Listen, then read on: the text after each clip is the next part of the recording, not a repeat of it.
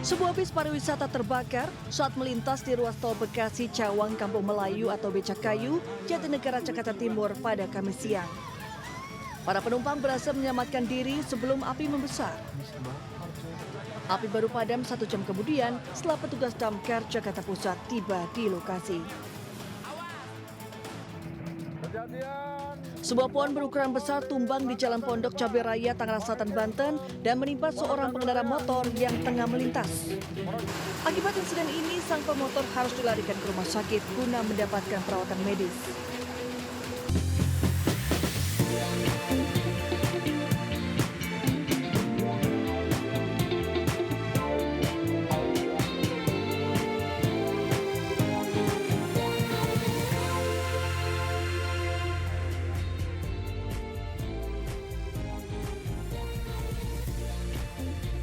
Selamat malam pemirsa. Presiden dan seluruh anggota Kabinet Merah Putih mulai hari ini hingga 3 hari ke depan berkegiatan di Magelang, Jawa Tengah. Selain informasi utama ini, kami juga menghadirkan beragam informasi menarik lainnya. Saya Reni Arumsari, inilah Buletin iNews Malam selengkapnya.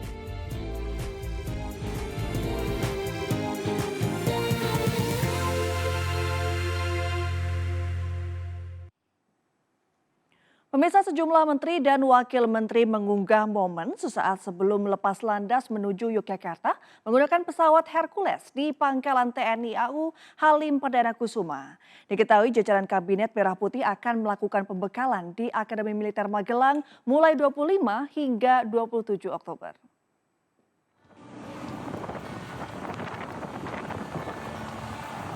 Salah satu menteri yang mengunggah momen keberangkatan ke Magelang adalah Menko Hukumham, Imigrasi dan Pemasyarakatan Yusril Iza Mahendra.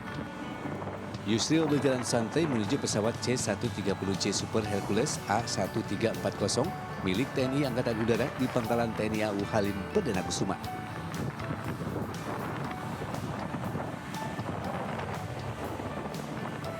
Sementara itu, Menteri Komunikasi dan Digital Metia Hafid juga mengunggah momen serupa.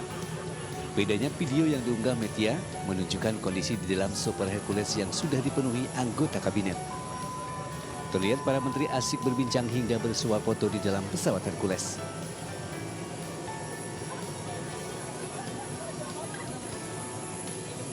Menteri Badan Usaha milik negara BUMN Erick Thohir membagikan momen saat menaiki pesawat C-130J Super Hercules A1340.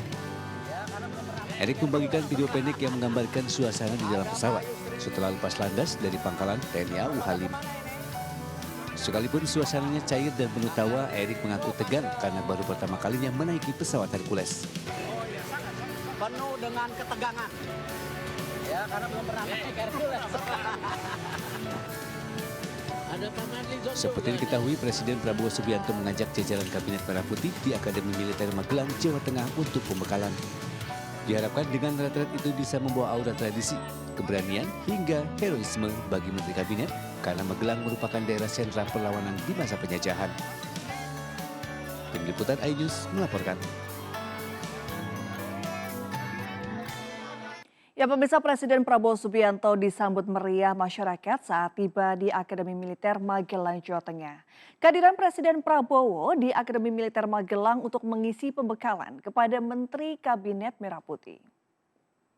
Suasana terkait dengan pasca kedatangan dari Presiden Republik Indonesia Prabowo Subianto ke Lembah Tidar Akademi Militer Magelang, Jawa Tengah, yang mana pada malam hari ini masyarakat juga masih berkumpul di sekitaran Jalan Gatot Subroto, Magelang, Jawa Tengah. Kemudian juga dapat kami sampaikan bahwa tadi Presiden Prabowo Subianto tiba di Akademi Militer pada pukul 6 atau ketika maghrib. Kemudian ada pun agenda yang akan dilaksanakan pada tanggal 25 sampai dengan tanggal 27 Oktober 2024 antara lain berdasarkan agenda rundown yang kami peroleh. Pertama adalah pada Jumat pagi tanggal 25 Oktober 2024 ada Presiden dan Wapres melakukan giat kabinet dan juga tur di Akademi Militer. Kemudian selanjutnya pada hari Sabtu tanggal 26 Oktober 2024 pada pagi hari, Presiden dan juga Wapres melakukan pembekalan kabinet, kemudian juga ibu-ibu melakukan kegiatan wisata di Borobudur.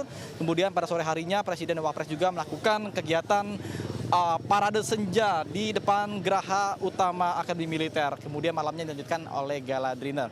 Kemudian pada hari Minggu, hari terakhir pada tanggal 27 Oktober 2024, ini dilaksanakan kegiatan pengarahan Presiden kepada Pati atau perwira tinggi dari TNI Polri atau bintang 2 ke atas, kemudian dilanjutkan terkait dengan persiapan untuk menuju kembali ke kawasan Jakarta. Kemudian dapat kami sampaikan juga pemirsa bahwa Akademi Militer ini memiliki peranan sangat penting dalam perjalanan karir Pak Prabowo Subianto selaku Presiden Republik Indonesia, karena beliau juga merupakan alumni dari Akademi Militer Letting tahun 1974 yang memiliki segudang prestasi dan menduduki jabatan strategis seperti salah satunya adalah jabatan sebagai Komandan Jenderal Kopassus dan sekarang menjadi Presiden Republik Indonesia. Kemudian Akademi Militer sendiri memiliki slogan Adita Karya Mahatma Virya Nagara Bakti yang memiliki arti atau makna bahwa sebagai seorang ksatria taruna atau perwira harus rajin dan giat menuntut ilmu untuk diamalkan. Senantiasa tampil dengan gagah dan juga berani dan bercita-cita luhur sebagai patriot bangsa. Dari Magelang, Jawa Tengah, Nata Arman, Dede Rudi, iNews melaporkan. Ya, kita ke informasi lain pemirsa. Bis pariwisata yang mengangkut puluhan murid taman kanak-kanak beserta guru pendamping terbakar hebat di Tol Becakayu, Jatinegara, Jakarta Timur. Beruntung seluruh murid dan guru berhasil keluar dari bis untuk menyelamatkan diri.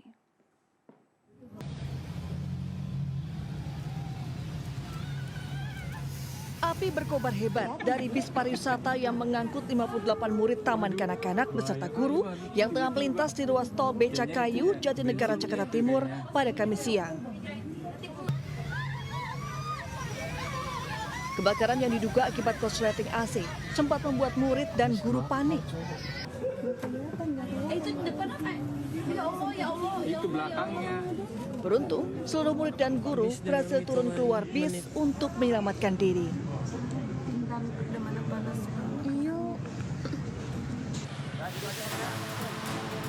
Akibat besarnya kobaran api, petugas damkar Kota Jakarta Pusat baru bisa memadamkan kobaran api 1 jam kemudian. Pemadaman belum jalan apa gimana, Bang? Sudah, kita sudah koordinasi dengan Sudin Damkar, sudah menuju ke lokasi. Korbannya belum ketahuan ya, Bang? Ada korban? Ketahuan. Penyebabnya? Penyebabnya kita belum tahu juga, nanti mesti menunggu hasil pemeriksaan lebih lanjut. Tidak ada korban jiwa dalam musibah kebakaran bis wisata yang tengah menuju kawasan Ancol tersebut. Seluruh penumpang dan awak bis dievakuasi menggunakan bis lain. Dari Jakarta, tim iNews melaporkan. Pemirsa, sebuah mobil yang terparkir di depan rumah warga di Kota Bekasi, Jawa Barat dilempar bom molotov oleh orang tidak dikenal. Akibat peristiwa tersebut, bagian belakang dan kursi mobil hangus terbakar. Belum diketahui motif teror yang sudah terjadi sebanyak 5 kali itu.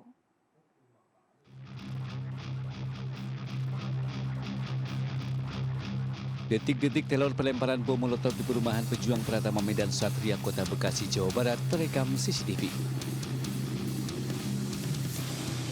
Pelaku yang berkendara motor metik melemparkan bom molotov ke dalam mobil kemudian kabur. Melihat kondisi mobil terbakar, keluarga korban berteriak histeris hingga mengundang warga sekitar. Warga pun berusaha memadamkan api agar tidak membakar bagian mesin kendaraan.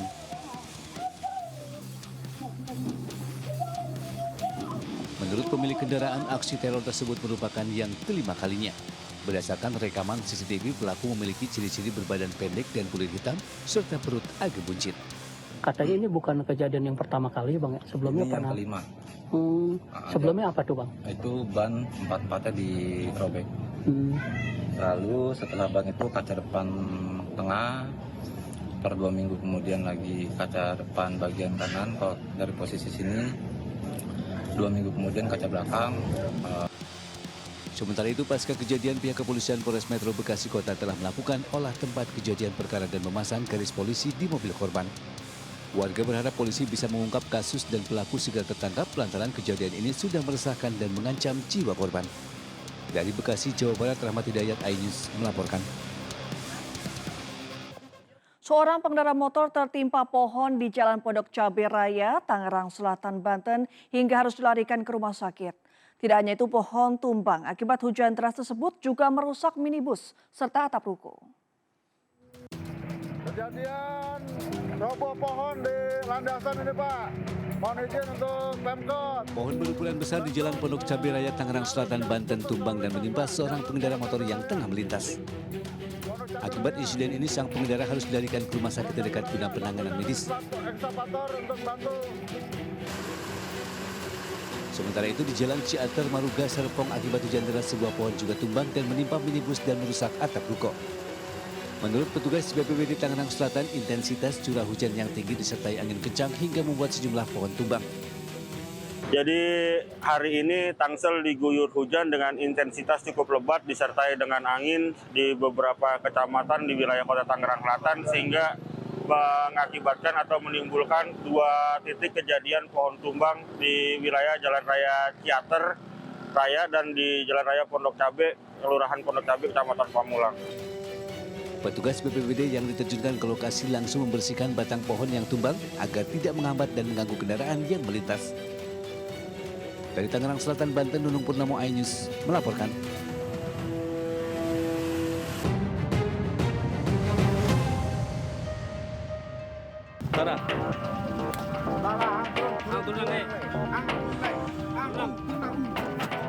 Setelah membuntuti, polisi akhirnya meringkus Anton alias Siu, Raja Copet, Kota Padang, Sumatera Barat. Pria Parubaya yang sudah beraksi di 30 TKP ini tak berkutik saat ditangkap di atas angkot jurusan Pasaraya, Kuranci, Kota Padang. Polisi kemudian membawa pelaku dan menyita sebuah tas dan map plastik yang biasa digunakan untuk menutupi tangannya ketika mencopet di angkot. Atas perbuatannya, tersangka dijerat pasal tentang pencurian dengan pemberatan dengan ancaman hukuman di atas 7 tahun penjara.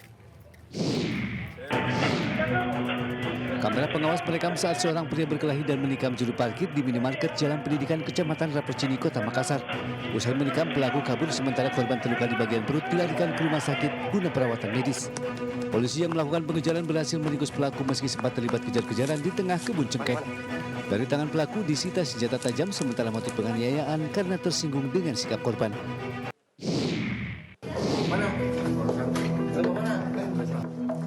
Jajaran Sat Narkoba Polres Cimahi, Jawa Barat meringkus 24 orang pelaku pengedar narkoba sepanjang Oktober 2024. Polisi juga menyita ratusan gram sabu dan ganja, puluhan gram tembakau sintetis, serta ribuan butir obat keras terlarang dan psikotropika. Modus para pelaku menjual narkoba dengan disamarkan menggunakan alat-alat seperti tabung PCR, bungkus kopi, bungkus permen, bahkan menggunakan stop kontak listrik. Dari pengungkapan kasus narkoba ini, polisi berhasil menyelamatkan sekitar 10.000 jiwa.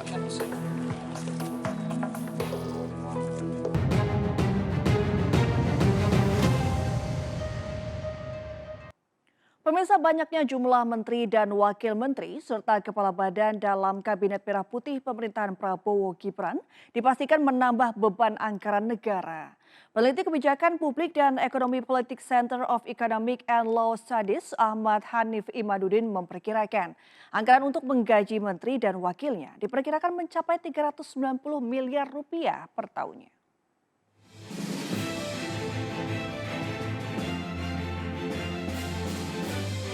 Presiden Prabowo Subianto secara resmi telah mengumumkan nama 48 menteri beserta 56 wakil menteri dan 5 kepala badan setingkat menteri pada 20 Oktober lalu. Secara keseluruhan, Kabinet Merah Putih berisikan lebih dari 100 orang. Angka ini merupakan yang terbanyak sepanjang sejarah Indonesia pasca reformasi 1998. Seiring bertambahnya jumlah anggota kabinet, anggaran belanja birokrasi pun dipastikan membengkak.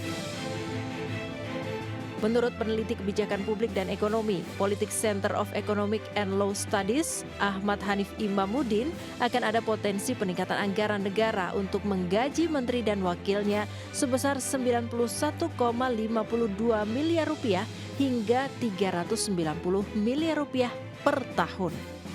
Hal tersebut bisa terlihat dari nota keuangan pengeluaran kementerian dan lembaga yang melonjak menjadi 75,21%. Prabowo sebelumnya telah merespons sejumlah kritikan yang menyoroti banyaknya jumlah menteri dalam kabinet yang dipimpinnya tersebut. Menurutnya, ini wajar lantaran Indonesia merupakan negara keempat terbesar di dunia berdasarkan jumlah penduduk. Prabowo membandingkan Indonesia dengan Eropa, di mana berdasarkan luas wilayah, Indonesia sama luasnya dengan Eropa Barat yang terdiri dari 27 negara. Tim Liputan iNews melaporkan. Pemirsa, 3 perwira TNI dan 1 perwira Polri menjadi kandidat ajudan Presiden Prabowo Subianto. Mereka adalah perwira pilihan dari setiap matra, yakni dari Angkatan Darat, Angkatan Laut, dan Angkatan Udara, serta 1 lainnya merupakan perwira Polri. Siapa sajakah 4 kandidat ajudan Presiden Prabowo? Kita simak rangkumannya dalam infografis berikut ini. Ya, kandidat ajudan Prabowo yang pertama yakni Kolonel Wahyo Yuniartoto yang merupakan perwakilan dari Angkatan Darat. Dirinya telah berkarir di militer sejak lulus dari Akademi Militer tahun 2001. Perwira TNI dengan jabatan terakhir Komandan Grup 2 Kopassus ini dikenal dengan segudang prestasi. Terakhir pada 2023 lalu, ia pernah mendapatkan piagam penghargaan dari Panglima TNI dan KSAD atas prestasi juara umum Timnas Pencaksilat SEA Games ke-32. Ya, selanjutnya, dari TNI Angkatan Udara, ada Kolonel Penerbang Anton Palaguna. Perwira lulusan Akademi Angkatan Udara tahun 2000 ini berasal dari Korps Penerbang, khususnya penerbang tempur. Ia merupakan lulusan terbaik Sekolah Penerbang TNI AU A64 tahun 2002 dengan jabatan terakhir sebagai penerbang pesawat tempur Sukhoi dan F-16. Perwira menengah TNI AU ini bahkan telah meraih gelar doktor dari Universitas Hasanuddin dengan predikat cum laude. Berikutnya ada Letkol Romi HB Putra yang menjadi kandidat ajudan Presiden Prabowo Subianto dari Angkatan Laut. Perwira menengah yang lahir di tahun 1981 itu mulai terjun ke militer setelah lulus dari Akademi Angkatan Laut pada 2002. Lulusan terbaik kursus perwira peperangan PWO 2011 yang memiliki prestasi mentereng ini terakhir menjabat sebagai Komandan KRI Sultan Hasanuddin. Dan yang terakhir ada Kombes Ahri Sonta. Ahri merupakan pria kelahiran Bandung yang lulus dari Akademi Kepolisian pada tahun 2002. Namanya semakin dikenal publik ketika menjabat sebagai Sekretaris Pribadi Kapolri Jenderal Listio Sigit Prabowo. Lulusan S3 Ilmu Pendidikan Kepolisian dengan hasil predikat cum laude ini tercatat banyak terlibat dalam penanganan peristiwa kejahatan penting di tanah air, khususnya saat tergabung dalam Satgasus Nemangkawi untuk melawan KKB di Papua.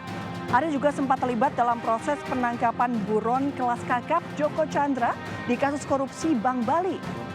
Ya pemirsa, 4 ajudan inilah yang akan mendampingi Prabowo setelah Mayor Teddy Indrawijaya diangkat menjadi Sekretaris Kabinet di Kabinet Merah Putih Prabowo.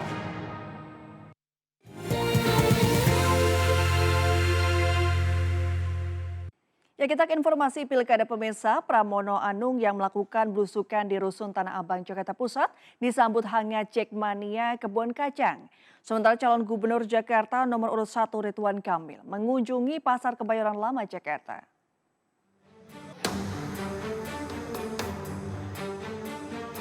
Calon gubernur Jakarta nomor urut 1 Ridwan Kamil mengunjungi Pasar Kebayoran Lama Jakarta. Belusukan Ridwan Kamil menerima curhatan dari para pedagang mengenai fasilitas Pasar Kebayoran Lama yang kurang memadai. Usai belusukan, Ridwan Kamil lanjut menyapa relawan Ridho Asik yang sudah menunggu. Dalam kunjungannya, Ridwan Kamil mengaku menerima banyak masukan warga terkait kondisi wilayahnya tersebut. Setiap yang namanya perdagangan, pusat perdagangan harus tetap eksis. Tapi curhatan generasi milenial itu mereka merasa generasi mereka itu sudah tidak bisa punya mimpi tinggal di tengah Jakarta lagi. Nah, solusinya kan bisa kita cari. Salah satunya adalah pasar kita upgrade jadi lebih rapi, pasar tradisional tetap ada, cuman di atasnya dibangun hunian-hunian. Calon gubernur dan wakil gubernur Jakarta Pramono Anung dan Rano Karno berkampanye ke Kebun Kacang Tanah Abang, Jakarta Pusat. Pasangan nomor urut 3 ini disambut meriah dengan atraksi khas Betawi Palang Pintu. Dul juga diarak anak-anak muda Kebun Kacang dengan nyanyian Persija Jakarta Kota Gue. Dalam orasinya, Dul berjanji menggelar lowongan kerja di kecamatan agar bisa menyerap banyak tenaga kerja. Itu semua karena masyarakat Jakarta ya, bukan hanya karena Mas Ridwan dan saya. Karena apa? Kita turun setiap hari seperti sekarang di Tanah Abang. Ini kan aspirasi masyarakat itu terlihat dari angka. Nah, artinya inilah yang membuat kita semangat, ya mudah-mudahan menjelang hari masa tenang kita udah bisa maksimal. Dari Jakarta, Hadisti Arifah, Iriansah, iNews melaporkan. Ya, pemirsa, KPU DKI Jakarta menggelar simulasi pemungutan dan penghitungan suara untuk Pilgub Jakarta 2024. Simulasi ini untuk mempermudah masyarakat beserta petugas KPPS dalam pencoblosan 27 November 2024 mendatang.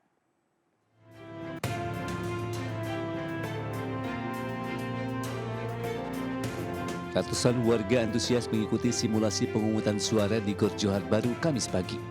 Beberapa elemen masyarakat pun dilibatkan mulai dari lansia, disabilitas hingga remaja. Dalam simulasi ini terdapat layout baru saat pencoblosan, salah satunya posisi pengawas TPS berada di belakang ketua KPPS beserta petugas saat pencoblosan dan penghitungan berlangsung. Simulasi digelar agar para berkebutuhan khusus bisa terakomodasi dalam sesi pencoblosan Pilkada Jakarta 2024. Dari Jakarta, Sahreja Syadki dan di Bernadi iNews melaporkan. Gugatan Partai Demokrasi Indonesia Perjuangan kepada Komisi Pemilihan Umum di Pengadilan Tata Usaha Negara Jakarta tidak diterima. Sebelumnya PDIP melayangkan gugatan kepada KPU terkait keabsahan Gibran Rakabuming Raka sebagai Wakil Presiden.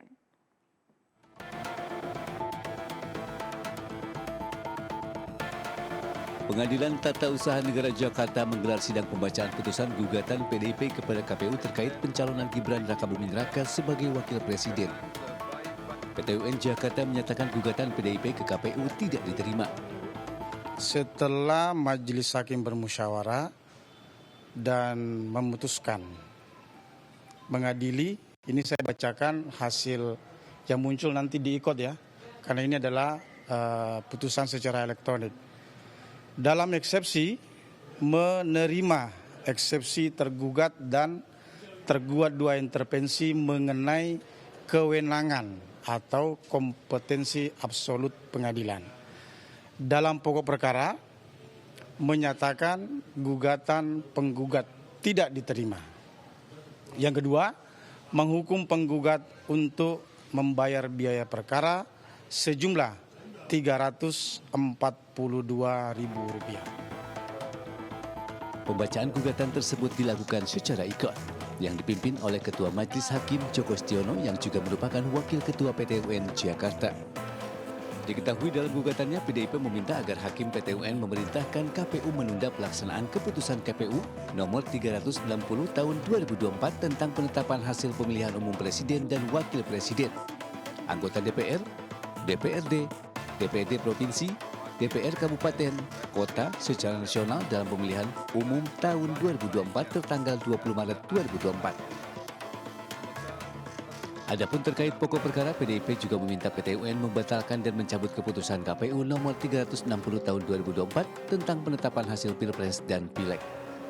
Dari Jakarta, Jessica Winoto, Rizky Solehuddin, iNews melaporkan.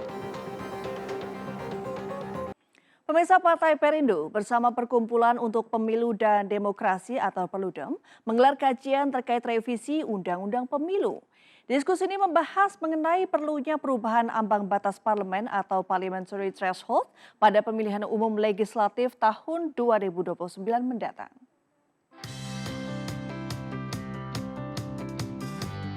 Revisi Undang-Undang Pemilu terkait ambang batas parlemen atau parliamentary threshold menjadi salah satu fokus utama diskusi revisi Undang-Undang Pemilu yang digelar Partai Perindo bersama Perludem di kantor DPP Partai Perindo, Menteng, Jakarta Pusat. Ambang batas parlemen diperlukan untuk menekan terjadinya konflik kepentingan antar partai politik sehingga dapat menciptakan ruang demokrasi yang semakin luas sekaligus melindungi suara rakyat agar tidak terbuang dan lebih bermakna. Sehingga biasanya memang ada potensi terjadinya konflik kepentingan kalau itu inisiatifnya dari DPR gitu ya. Misalnya tadi pilihan variabel sistem pemilunya, mau terbuka, mau tertutup, mau ambang batas parlemen yang mau naik atau mau turun. Nah makanya didorong penting juga pemerintah yang kemudian menjadi pihak yang menginisiasi revisi Undang-Undang Pemilu ini untuk tadi bisa mengurangi konflik kepentingan juga dalam pembentukan Undang-Undang Pemilu. Saya pikir para pembuat undang-undang, baik itu DPR ataupun di pemerintah juga perlu meninjau ulang terkait dengan parliamentary threshold. Supaya apa? Supaya betul-betul suara rakyat itu bermakna, supaya suara rakyat itu betul-betul tidak terbuang. Sejak Agustus 2023, Perludem telah mengajukan permohonan perubahan ambang batas parlemen Mahkamah Konstitusi yang meminta MK untuk menganulir parliamentary threshold sebesar 4%. Dari Jakarta, Widya Bayujati, iNews melaporkan. MNC Peduli memberikan bantuan dan donasi kepada siswi penyandang disabilitas berprestasi di Sekolah Luar Biasa Yayasan Dwi Tunarawinala, Jakarta Timur. Aksi nyata ini guna mendukung dan memotivasi para penyandang disabilitas agar memiliki semangat dan kreativitas dalam menjalani kehidupan. Memiliki keterbatasan dalam penglihatan tidak menjadi halangan bagi Melia Rahayu untuk tetap produktif dan berprestasi. Melia yang telah didiagnosa katarak sejak dalam kandungan berpengaruh terhadap kondisinya saat lahir sehingga mengalami kebutaan total di kedua matanya. Keterbatasan bagi siswi SLB Yayasan Dwi Tunarawinala, Kramat Jati, Jakarta Timur ini menjadikan Meila lebih mandiri dan produktif.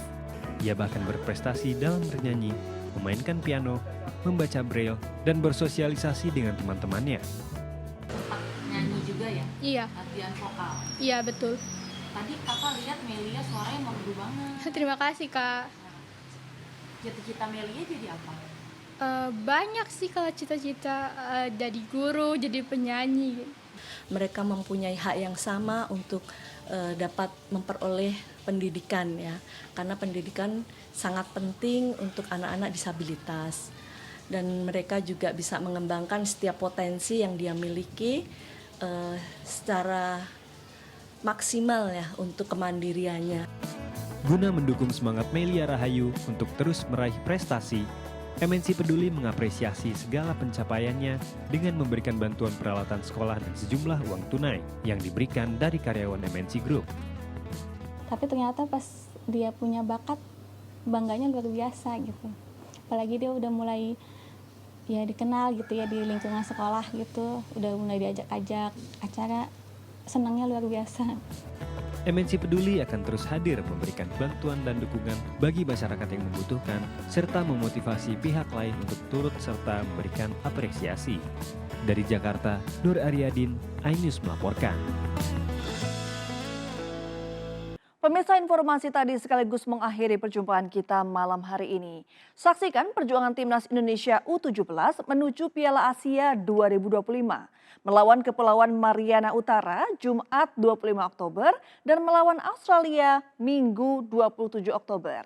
Di mana seluruh laga disiarkan pada pukul 20.30 waktu Indonesia bagian Barat live di GTV. Jangan lupa Anda juga dapat mengakses dan memperbarui informasi yang kami tayangkan tadi melalui portal okisun.com seperti tertera di layar kaca. Saya Reni Arumsari pamit undur diri, selamat malam dan sampai jumpa.